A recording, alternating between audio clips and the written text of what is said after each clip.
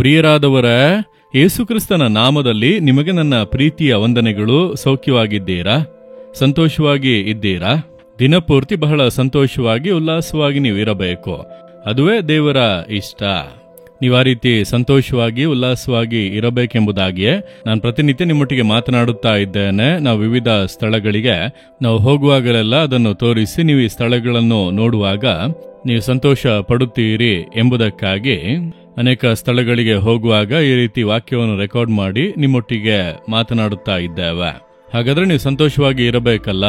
ಈ ಸ್ಥಳ ನೋಡುವಾಗ ಚೆನ್ನಾಗಿದೆ ಅಲ್ಲ, ಸುಂದರವಾಗಿದೆ ಅಲ್ಲ? ಹೌದು, ಈ ಸ್ಥಳಗಳನ್ನೆಲ್ಲ ನೋಡಿ ನೀವು ಸಂತೋಷ ಪಟ್ಟು ಇಷ್ಟು ಸುಂದರವಾದ ಸ್ಥಳಗಳನ್ನು ನೀವು ಮಾಡಿದ್ದೀರಿ, ಸೃಷ್ಟಿಸಿದ್ದೀರಿ. ನಿಮಗೆ ಚಿತ್ತ ಇರುವ ದಿನದಲ್ಲಿ ನಾನು ಕೂಡ ಇದನ್ನೆಲ್ಲ ಹೋಗಿ ನೋಡಬೇಕೆಂಬುದಾಗಿ ಪ್ರಾರ್ಥಿಸಿರಿ. ನಿಮ್ಮ ಇಷ್ಟವನ್ನು ದೇವರು ನೆರವೇರಿಸುತ್ತಾರೆ. ಸರಿ, ಈ ದಿನದಲ್ಲಿ ದೇವರು ನಿಮಗೆ ಯಾವ ವಾಕ್ಯವನ್ನು ಇಟ್ಟಿದ್ದಾರೆ ಗೊತ್ತಾ? ಇಸ್ರೇಲ್ ದೇಶದಲ್ಲಿ ಯಹೂದ್ಯರ ಭಾಗವನ್ನು ಆಸ ಎಂಬಂತ ಒಬ್ಬ ರಾಜ ಅವನು ಆಳ್ವಿಕೆ ಮಾಡುತ್ತಾ ಇದ್ದನು. ಅವನ ಪಾಡಿಗೆ ಅವನು ದೇಶವನ್ನು ಆಳ್ವಿಕೆ ಮಾಡುತ್ತಾ ಜನರಿಗೆ ಬೇಕಾದ ಕಾರ್ಯಗಳನ್ನು ಮಾಡುತ್ತಾ ಇದ್ದಾನೆ.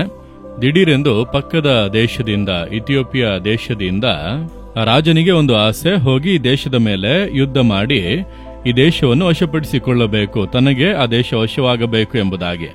ಆದ್ದರಿಂದ 10 ಲಕ್ಷ ಸೈನಿಕರೊಟ್ಟಿಗೆ, ಸೈನ್ಯ ನೋಡಿ ಅಷ್ಟು ದೊಡ್ಡದು, 10 ಲಕ್ಷ, ಅದರಲ್ಲಿ ಅನೇಕ ರಥ ಪಡೆಗಳು, ಆ ರೀತಿಯಾಗಿ ಎಲ್ಲ ದೊಡ್ಡ ಸೈನ್ಯವನ್ನು ಕರೆದುಕೊಂಡು ಬಂದು ಅಲ್ಲಿ ಪಾಳೆಯ ಮಾಡಿಕೊಂಡ. ಆಗ ಆಸನಿಗೆ ಈ ಒಂದು ವಿಷಯ ತಿಳಿಸಲ್ಪಟ್ಟಿತು, ಪಕ್ಕದ ರಾಜ್ಯದಿಂದ ರಾಜನು ಬಂದಿದ್ದಾನೆ, ಈ ರೀತಿ ದೊಡ್ಡ ಸೈನ್ಯದೊಟ್ಟಿಗೆ 10 ಲಕ್ಷ ಸೈನಿಕರು ದೊಡ್ಡ ಗುಂಪಾಗಿ ಬಂದಿದ್ದಾರೆ ಎಂಬುದಾಗಿ. ಆಸನು ತಕ್ಷಣ ತನ್ನ ದೇಶವನ್ನು, ತನ್ನ ಜನರನ್ನು ಅವನು ಕಾಪಾಡಬೇಕಲ್ಲವಾ? ನಾವು ಹೋಗಿ ಯುದ್ಧ ಮಾಡಿ ಜಯಿಸುವುದಕ್ಕೆ ಸಾಧ್ಯವಾ? ನಮಗೆ ಎಷ್ಟು ಸೈನಿಕರು ಇದ್ದಾರೆ ಎಂಬುದಾಗಿ ಲೆಕ್ಕ ಹಾಕಿ ನೋಡುವಾಗ 5,50,000 ಮಾತ್ರ ಇದ್ದಾರೆ, ಹೆಚ್ಚು ಕಡಿಮೆ ಅರ್ಧ ಅಷ್ಟೇ. ಇವರಿಗಿಂತ 2ರಷ್ಟು ಸೈನ್ಯ ಶತ್ರುಗಳ ಕಡೆ ಇದೆ, ದೊಡ್ಡ ಒಂದು ಪಡೆಯಾಗಿ ಬಂದಿದ್ದಾರೆ. ಆಸನೆಂಬಂತ ರಾಜನು ನೋಡುತ್ತಾನೆ, ನಾವು ಹೋಗಿ ಯುದ್ಧ ಮಾಡಿ ಎಲ್ಲ ಜಯಿಸುವುದಕ್ಕೆ ಆಗದು, ಅವರ ಸೈನ್ಯ ನಮಗಿಂತ 2ರಷ್ಟು ದೊಡ್ಡದಾಗಿದೆ. ನಾವೇನು ತಪ್ಪು ಮಾಡಿದೆವು? ನಮ್ಮ ಪಾಡಿಗೆ ನಮ್ಮ ರಾಜ್ಯದ ವಿಷಯಗಳನ್ನು ನಾವು ನೋಡಿಕೊಂಡು ಇದ್ದೆವು. ಅವರ ರಾಜ್ಯದ ಮೇಲೆ ಆಸೆ ಪಡಲಿಲ್ಲ, ಅವರನ್ನು ಡಿಸ್ಟರ್ಬ್ ಮಾಡಿಲ್ಲ, ಅವರ ಮೇಲೆ ಯುದ್ಧಕ್ಕೂ ಹೋಗಿಲ್ಲ. ಆದರೆ ಆ ರಾಜ ಈ ರೀತಿ ಸೈನ್ಯ ಸಮೇತ ಬಂದಿದ್ದಾನಲ್ಲ ಎಂಬುದಾಗಿ ಒಂದು ಬೇಸರ. ಆದರೂ ಕೂಡ ಈಗ ದೇಶವನ್ನು, ಜನರನ್ನು ಕಾಪಾಡಲೇಬೇಕಲ್ಲವ? ಆದರೆ ನೋಡುವಾಗ ಯುದ್ಧ ಮಾಡಿ ಅಲ್ಲಿ ಜಯಿಸುವಂತ ಸಾಧ್ಯತೆ ಇಲ್ಲ. ಇಂದು ನಿಮ್ಮ ಜೀವನ ಕೂಡ ಹಾಗೆ ಇದೆ ಅಲ್ಲ? ನಿಮಗೊಂದು ಸಮಸ್ಯೆ ಇದೆ, ಸ್ವಂತ ಬಲದಿಂದ ಜಯಿಸುವುದಕ್ಕೆ ಆಗದು. ಹೋರಾಟ ದೊಡ್ಡದಾಗಿದೆ, ಅವಶ್ಯಕತೆ ದೊಡ್ಡದಾಗಿದೆ, ಸಮಸ್ಯೆ ದೊಡ್ಡದಾಗಿದೆ, ಹೇಗೆ ಎಂಬಂತ ಕಳವಳ. ಆಗ ಈ ಆಸನು ಏನು ಮಾಡಿದನೋ, ಕರ್ತನನ್ನು ನೋಡಿ ಮೊರೆ ಇಟ್ಟನು. ನೋಡಿದಿರಾ, ಒಂದು ಕಷ್ಟದ ಪರಿಸ್ಥಿತಿ ಬರುವಾಗ ಕರ್ತನಿಗೆ ಮೊರೆ ಇಟ್ಟು ಒಂದು ಸುಂದರವಾದ ಪ್ರಾರ್ಥನೆ ಮಾಡುತ್ತಾನೆ. ನೋಡಿರೆ, 2 ಪೂರ್ವಕಾಲ ವೃತ್ತಾಂತ 14ನೇ ಅಧ್ಯಾಯ ಅದರ 11ನೇ ವಾಕ್ಯದಲ್ಲಿ, ಯೆಹೋವನೇ, ಬಲಿಷ್ಠನು ಬಲಹೀನನ ಮೇಲೆ ಬೀಳುವಲ್ಲಿ ನಿನ್ನ ಹೊರತು ರಕ್ಷಕನಿಲ್ಲ. ಕರ್ತನೆ ನಮಗೆ ಸಹಾಯಕನಾಗಿ ನಿಲ್ಲು ಎಂದು ಒಂದು ಪ್ರಾರ್ಥನೆ ಮಾಡುತ್ತಾನೆ. ಬಲಿಷ್ಠನು ಬಲಹೀನನ ಮೇಲೆ ಬೀಳುವಲ್ಲಿ ನಿನ್ನ ಹೊರತು ರಕ್ಷಕನಿಲ್ಲ ಎಂಬುದಾಗಿ. ಅಂದರೆ ನಮಗಿಂತಲೂ 2ರಷ್ಟು ದೊಡ್ಡ ಸೈನ್ಯ ಸಮೇತವಾಗಿ ಅವರು ಬಂದಿದ್ದಾರೆ. ಅವನನ್ನು ಜಯಿಸುವುದಕ್ಕೆ ನೀವು ನಮಗೆ ಸಹಾಯ ಮಾಡುವುದು ನಿಮಗೆ ಅಲ್ಪವಾದ ಕಾರ್ಯ.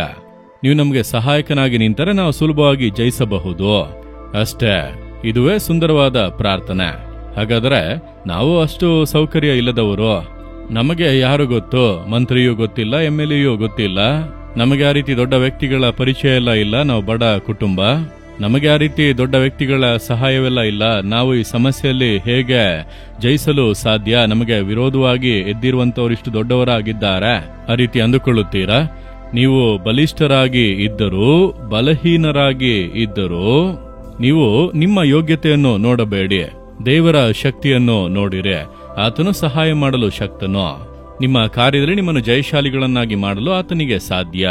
ನಿಮಗೆ ಸಹಾಯ ಮಾಡುವುದಕ್ಕೆ ಯಾರು ಇಲ್ಲದೆ ಇದ್ದರೂ, ಯಾರು ಪರಿಚಯ ಇಲ್ಲ, ದೊಡ್ಡ ವ್ಯಕ್ತಿಗಳು, ಅಧಿಕಾರದಲ್ಲಿರುವವರು, ದೊಡ್ಡ ಆಳ್ವಿಕೆಯಲ್ಲಿರುವಂತವರು ಯಾರು ಕೂಡ ತಿಳಿಯೋದು ಅಂದರೂ ಕೂಡ ಅದೆಲ್ಲದರ ಬಗ್ಗೆ ಚಿಂತಿಸಬೇಡಿ. ನಿಮಗೆ ಕರ್ತನು ಸಹಾಯಕನಾಗಿದ್ದಾನೆ, ಆತನು ಸಹಾಯ ಮಾಡುವುದಕ್ಕೆ ಸಿದ್ಧವಾಗಿದ್ದಾನೆ. ದೇವರು ಆಸನಿಗೆ ದೊಡ್ಡ ಒಂದು ಜಯವನ್ನು ಅನುಗ್ರಹಿಸಿದರು. ವಿರೋಧವಾಗಿ ಎದ್ದು ಬಂದವರು ಚದುರಿಸಲ್ಪಟ್ಟು ಓಡಿ ಹೋದರು ಎಂಬುದಾಗಿ ಚರಿತ್ರೆಯಲ್ಲಿ ಬರೆಯಲ್ಪಟ್ಟಿದೆ. ಅದೇ ದೇವರೇ ಇಂದು ನಿಮಗಾಗಿ ಇದ್ದಾರೆ, ನಿಮಗೆ ಸಹಾಯ ಮಾಡುತ್ತಾರೆ.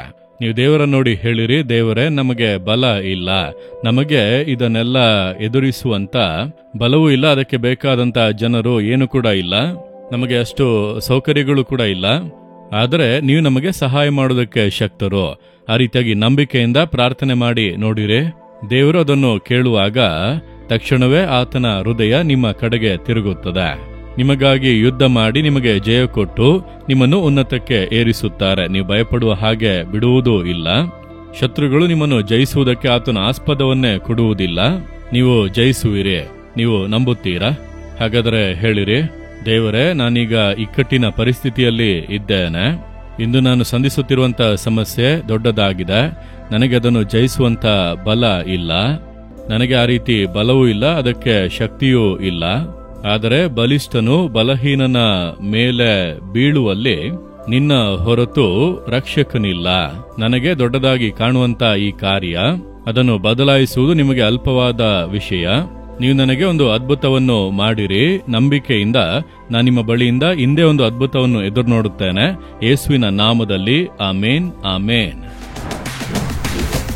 Jesus redeem Kannada YouTube channel ಅನ್ನು ಸಬ್ಸ್ಕ್ರೈಬ್ ಮಾಡಿ. ಸಬ್ಸ್ಕ್ರೈಬ್ ಬಟನ್ ಕ್ಲಿಕ್ ಮಾಡಿ ಮತ್ತು ಬೆಲ್ ಬಟನ್ ಒತ್ತಿ. ಅನುದಿನ ಕಾರ್ಯಕ್ರಮದ ಮಾಹಿತಿ ಪಡೆಯಿರಿ.